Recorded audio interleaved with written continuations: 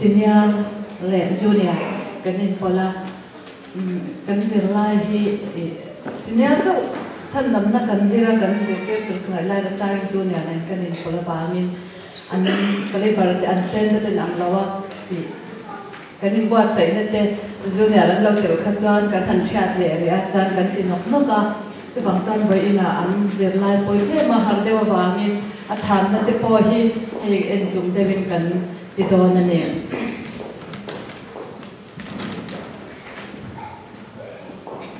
January le February khan enge kan zir kha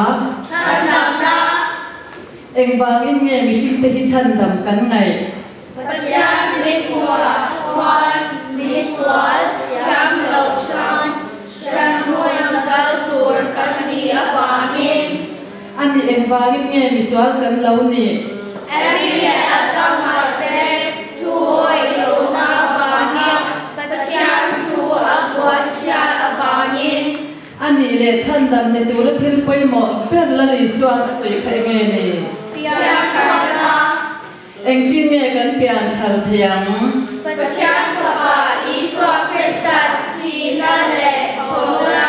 rin amanin pian karna kan chon he ani and now me good job in the